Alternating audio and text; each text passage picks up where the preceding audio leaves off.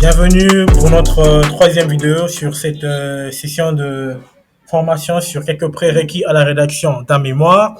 Alors, soyez les bienvenus sur notre page YouTube du CREJ. Le CREJ est les centres de recherche en économie et gestion. Dans les deux premières vidéos, nous avons abordé premièrement l'exploration de la revue de la littérature et deuxièmement, nous avons abordé la méthodologie en sciences économiques et gestion. Alors, pour aujourd'hui, nous continuons avec notre plan. C'est la troisième vidéo, le troisième module. Donc, nous abordons les modèles des rédactions. Alors, il y en a plusieurs. Nous allons proposer pour notre compte deux modèles. Alors, nous allons proposer deux modèles de rédaction, bien évidemment, mais il y en a plusieurs. Alors, le premier modèle, c'est le modèle que j'appellerais traditionnel. C'est le modèle qui est le plus souvent utilisé, surtout en RDC, dans la plupart des universités congolaises. C'est le modèle que l'on retrouve au sein des universités pour la rédaction d'un travail de fin de cycle.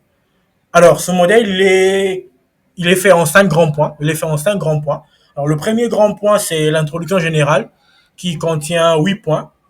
La mise en contexte, la problématique, les objectifs de la recherche, les hypothèses, la méthodologie, la contribution de l'étude, la délimitation spatio-temporelle et le canevas.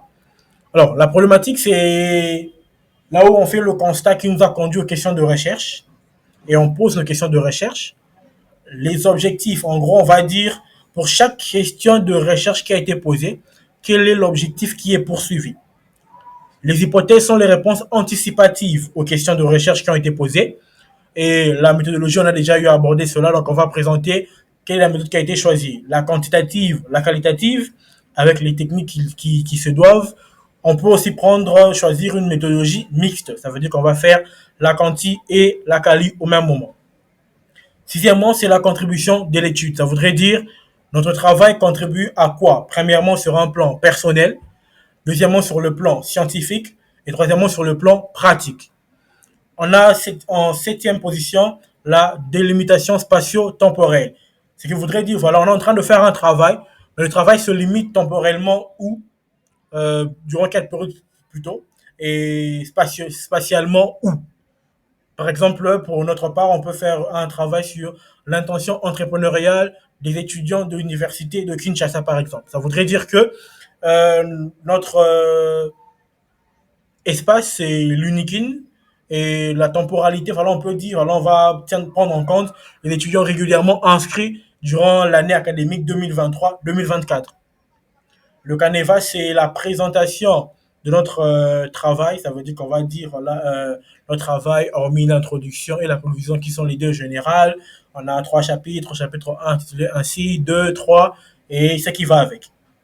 Quand on finit l'introduction générale, on passe au chapitre premier, qui est la revue de la littérature. Alors, on a expliqué la revue de la littérature dans la première vidéo, dans ce qui consiste on expliquait comment est-ce que l'on peut exploiter la revue de la littérature. Alors, après avoir exploité, on doit nous-mêmes aussi écrire notre revue de la littérature. Alors, le chapitre 1, revue de la littérature, est constitué de deux sections, la revue théorique et la revue empirique, qu'on a déjà expliqué aussi. Et chaque chapitre, d'ailleurs, anticipativement, chaque chapitre prend fin par une conclusion partielle. Alors, le chapitre 2, c'est la présentation du contexte de l'étude et de l'approche méthodologique. Par exemple, là, dans l'intention entrepreneuriale des étudiants de l'UNIKIN, dans la première section, on va présenter l'UNIKIN et les différentes facultés, ou la faculté choisie. Et dans la deuxième section, on va présenter de façon plus en profondeur ce qu'on a eu à présenter dans le cinquième point de l'introduction générale. Vous vous rappelez que le cinquième point était basé sur la méthodologie. Donc, de façon plus pratique et plus profonde, on va présenter cela dans cette section. Et on finira par une conclusion partielle. Chapitre 3, on présente les résultats. Ça veut dire que voilà, on a fait nos enquêtes, on a fait nos entretiens, on a analysé nos résultats par rapport aux approches économétriques, par rapport aux grilles d'entretien et tout ce qui va avec. On présente nos résultats. Ensuite, dans la deuxième section, on discute nos résultats. Et quand on doit discuter les résultats, on les discute par rapport aux travaux antérieurs. D'où même la grande importance de la revue empirique, la deuxième section du chapitre 1. Parce que à la deuxième section du chapitre 3, on doit discuter nos résultats, mais on les fait par rapport aux travaux antérieurs. C'est la question de dire, alors, quels sont les auteurs qui ont trouvé les mêmes résultats que le nôtre? Quels sont les auteurs avec qui on s'est contredit? Pourquoi on s'est contredit? Sur quel plan la différence s'est manifestée? Et voilà, on justifie nos résultats par rapport aux travaux antérieurs. Puis on finit par une conclusion partielle pour le chapitre 3. Et ensuite, on fait une conclusion générale de tout le travail. Donc, ça veut dire que là, généralement, il est question de rappeler qu'est-ce qu'a été les sujets, quelles ont été nos questions de recherche, quels ont été nos objectifs, quelles ont été nos hypothèses, quelles ont été nos méthodes et nos techniques utilisées.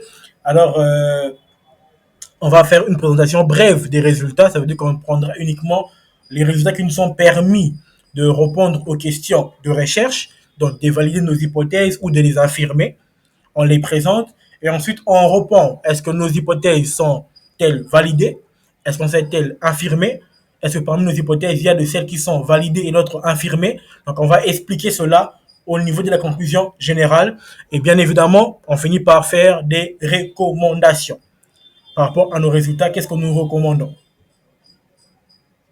Alors, le deuxième modèle qu'on va présenter, c'est un modèle que je pourrais appeler un peu d'innovation, innovante, nouvelle. C'est un modèle qui se rapproche le plus d'un travail scientifique dans les normes d'un article. Alors, je ne dis pas que c'est un article, mais c'est un modèle qui, dans sa forme, se rapproche le plus d'un article. Alors, ce modèle est fait en 7 grands points. Alors, le premier grand point qui est le chapitre 1, c'est la question de la recherche, qui est faite en une page. Chapitre 2, c'est la revue de la littérature, qui est faite en 6 pages. Chapitre 3, c'est la contribution par rapport à la littérature existante, qui est faite en une page. Chapitre 4, c'est le contexte et les cadres d'analyse. Chapitre 5, la méthodologie, les données et les résultats. Chapitre 6, ce sont les implications en termes de politique. Chapitre 7, conclusion et perspective. En réalité, tous les éléments du deuxième modèle se trouvent aussi dans le premier modèle. Seulement, le deuxième modèle est présenté de façon plus bref, de façon plus résumée. C'est un modèle qui est proposé par le professeur Jean-Paul Tassa, qu'on a eu à lire pour faire ce modèle. Alors, nous avons les deux modèles qu'on a eu à présenter. Alors, c'est à l'étudiant de choisir le modèle qu'il veut, mais surtout aussi, l'étudiant doit prendre en compte ce que demande le guide de rédaction de son université. Pour la plupart d'universités, le guide de rédaction demande de faire selon le premier modèle. Et si on vous donne libre accès, vous pouvez aussi faire selon le deuxième modèle ou le premier modèle.